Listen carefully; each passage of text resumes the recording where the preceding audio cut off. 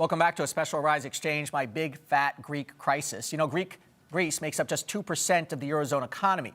And so many American markets don't consider it much of a threat to global stability right now. But there are reasons for American investors to pay close attention.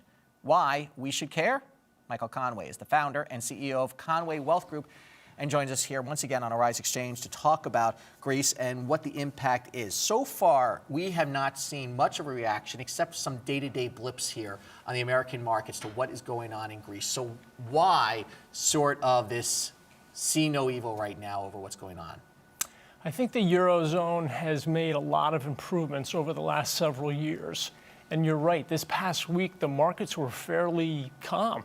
All things considered, there's a lot at stake here with what happens with Greece and if they stay in the Eurozone or not. And I think there's a bit less worry about contagion if Greece does exit. So we'll see, but it has been fairly calm. And I was even surprised to see that in the markets. Do you think that they're going to stage what's being called a Grexit? Because we have to create new words in the media all the time. I think that's possible.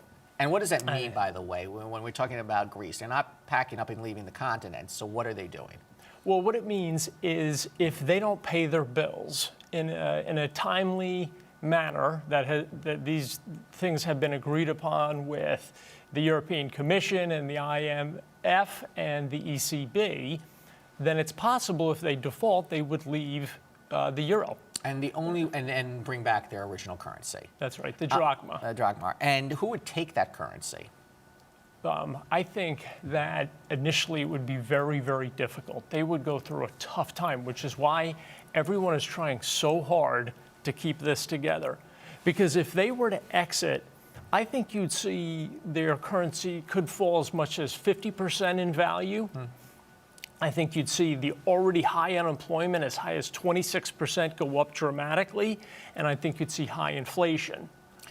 Over time, I think what would happen, though, is because the value of their currency would fall so much, it would become attractive. You'd see foreigners coming into the country for a variety of reasons. Travel would be one thing, but an exit would be very, very difficult. And if the Greeks did that, would that then mean a default on these loans and that they just will not be paying them back? That is correct. And basically that would set up a country never to pay it back. But then you look at Spain and Portugal and the other sort of problem childs in Europe right now, and they might say, well, why don't we do this as well? And that is the concern, right? And that the euro falls apart. It is a big concern. When you look at what has happened with these anti-austerity measures and this new leftist government that has come into power in Greece, you also have little bits of this in Portugal and Spain. Not so much Portugal, but in Spain, the polls are showing a leftist organization gaining a lot in the polls. And so they have the same feelings. Why should we pay our bills? So there's a discussion of why should we pay our debts if Greece isn't going to? And we're talking about austerity. What does that actually mean? That means that, again, I talked before about the Troika with the IMF and the European Commission and the European Central Bank putting restrictions on Greece. And those restrictions are cutting minimum wages, reducing benefits to the military, cut social spending. They spend a tremendous amount of money on a military, and the only threat from Greece used to be Turkey. And they haven't invaded Cyprus in about 40 years. It's been a while. It's been a while, and so there is an argument to pull back there. There is.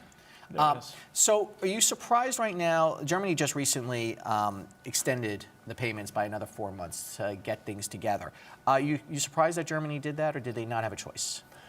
No, they did have a choice, but very much Germany wants to keep this together. So we have the politicians in Germany that want to keep all of this together, and they do not want to see Greek exit, but they do want the Greeks to pay their bills. The other interesting piece is the German people are fed up. They've had enough. They feel as though they're footing the bill for basically a large portion of this problem, of the Greek problem. In fact, last week in one of the largest German newspapers, there was 9 on the front page. No more to this money. We're done. We don't. They even wanted people to take selfies and send them in. So the German people have had enough. and the Greeks have had enough austerity. So in fairness, though, to the Greeks, the Germans are a little bit mercantile, right? They export a tremendous amount.